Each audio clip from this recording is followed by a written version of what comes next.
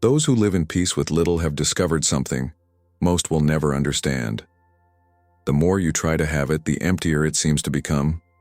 If this has ever crossed your mind, stay here. Because this is not a weakness. It's a sign. We live in an era where emptiness has a beautiful address.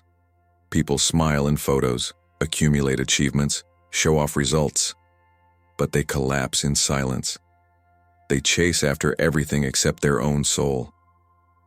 And it's curious. Too much is tiring. A little, when it's sincere, is calming. There is a rare type of person who doesn't need luxury to feel abundance. She lives serenely while the world rushes by. Who discovered an ancient secret? Peace lies not in having more, but in needing less. While the world shouts more, God whispers enough. Jesus lived with almost nothing. He slept outdoors, ate whatever was available, and yet he still said, "My peace I give to you." What was it about him that the world doesn't understand? Why do those who live with little seem so carefree? And why is this lightness, in fact, a spiritual strength?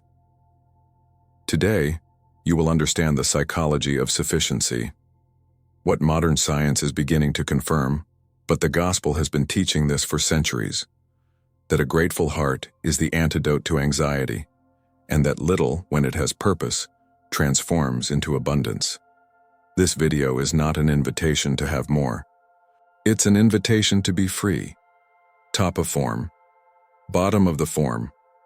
If you've ever woken up one day and realized that everything you were looking for was never what truly fulfilled you. If you've ever looked around and noticed that too much tired you out, while a little, when sincere, calmed you down. The day has come for you to understand why this might happen. There is a rare type of person who doesn't need luxury to feel abundance, who lives serenely while the world rushes by, and that he discovered an ancient secret. Peace lies not in having more, but in needing less. We live in an era where emptiness has a beautiful address. People smile in photos, but break down in silence.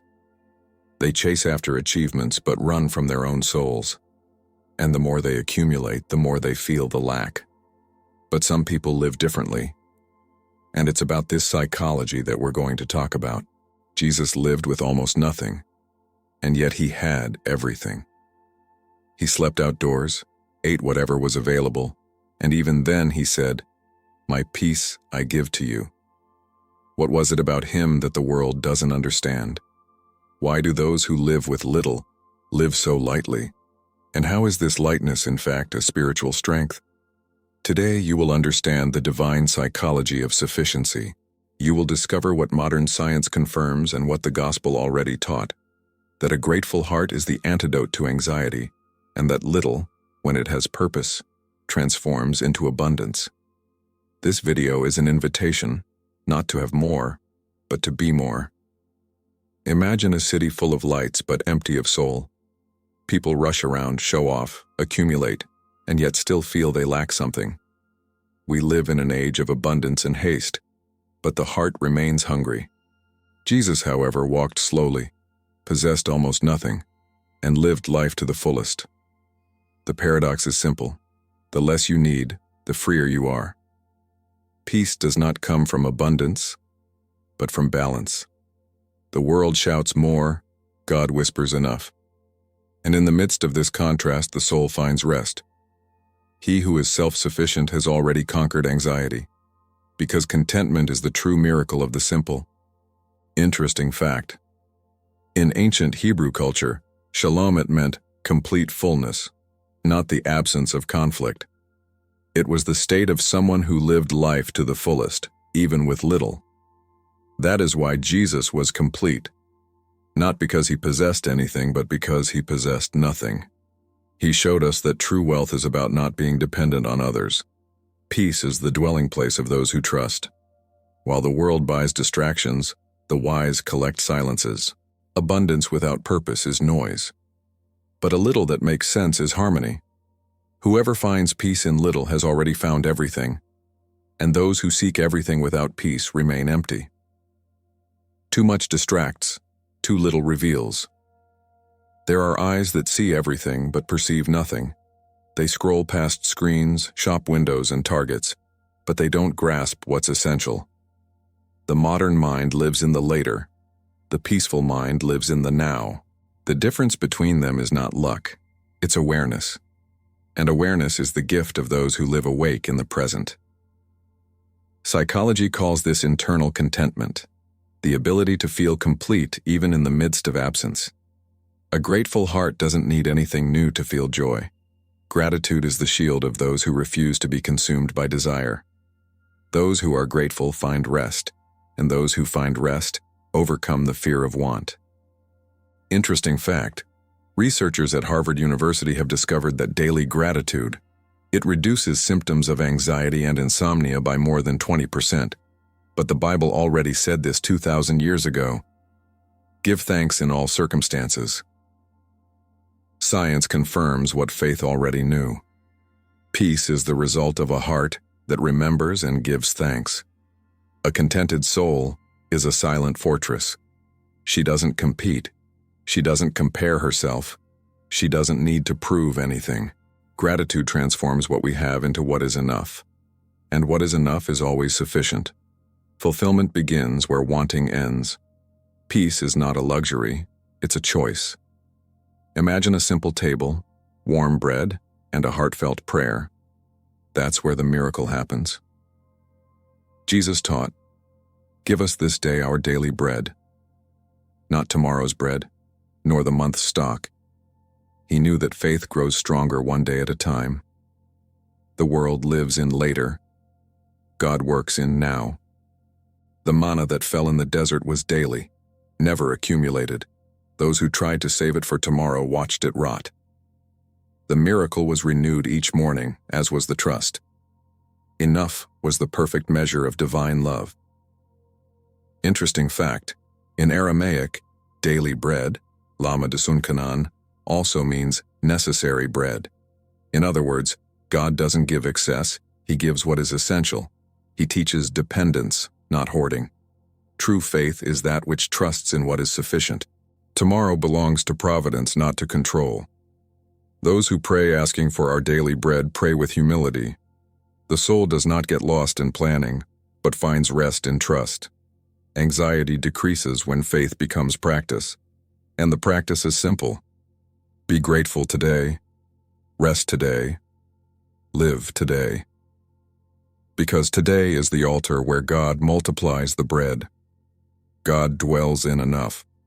Some people sleep in soft beds and still wake up tired. The burden isn't in the body. It's in the soul that wants too much. Anxiety is the sound of a heart that doesn't trust in God's timing.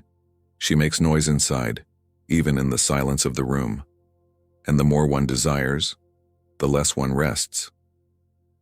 Jesus knew about this weariness and said, "Do not worry about what you will eat, wear, or drink." It was an invitation to serenity. He knew that the fear of lacking creates scarcity within the mind. Peace begins where control ends. Interesting fact, the word anxiety in Greek, merimnao, comes from merizo, to divide.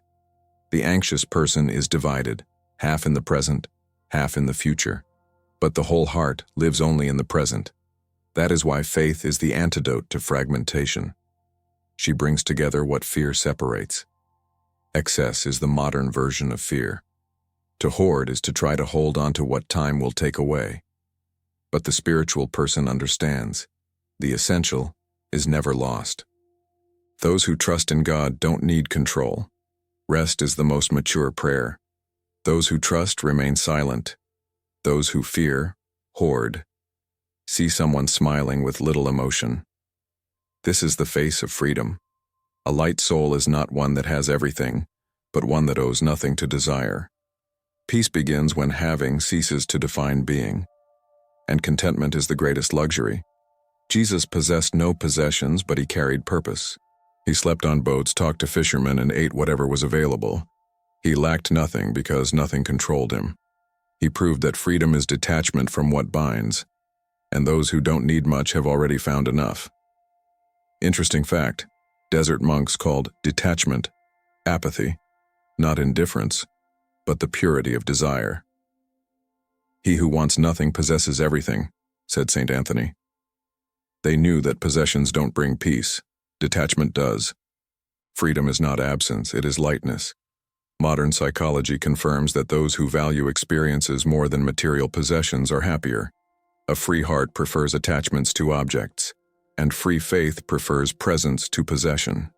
Detachment is the silencing of the ego, and silence is the cradle of peace.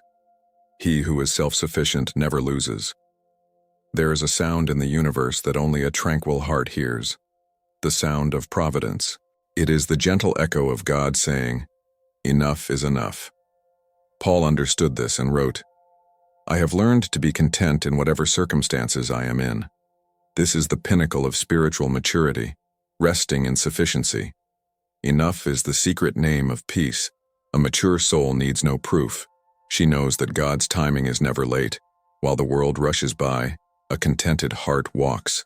Those who get enough rest live in harmony with eternity, because rest is the most beautiful form of faith.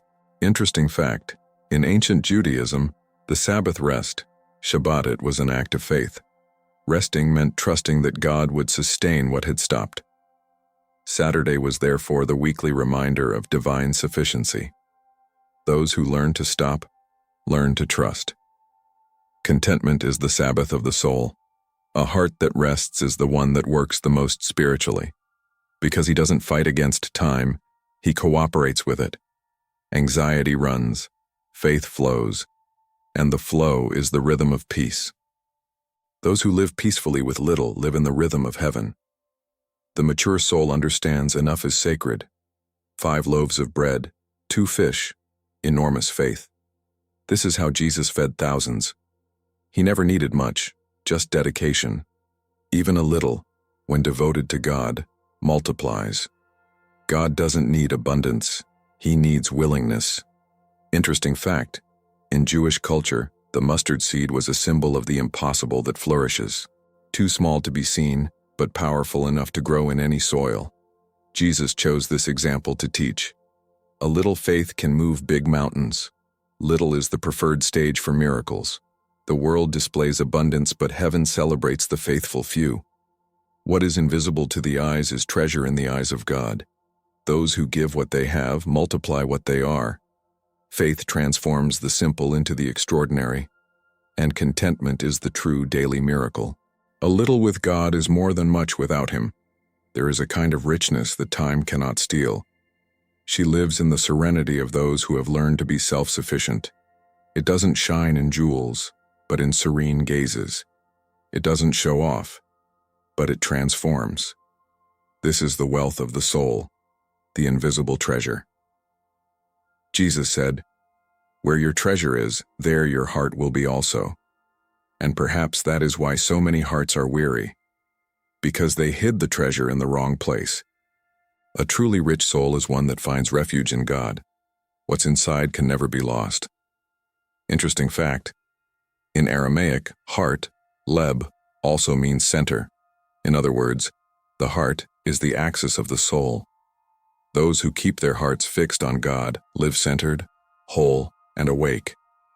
Peace is the invisible throne of those who dwell within what is essential.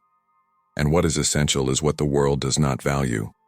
Ultimately, the psychology of those who live peacefully with little is the secret to eternity. They don't have everything, but they have what matters. They don't run, they walk. They don't accumulate wealth, they trust. And they discover that even a little in God's hands is infinite. Simplicity is the sanctuary of the soul. Ultimately, peace doesn't come when we have everything. It arrives when we understand that we already have the essentials. The world calls it loss, but heaven calls it freedom. Because a heart that has learned to be self-sufficient carries a wealth that time cannot steal. And that is true abundance, to need little and be grateful for everything.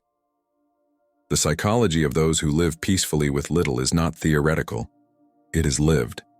It is the wisdom of those who have traded fear for confidence, the rush to be present, comparison through gratitude.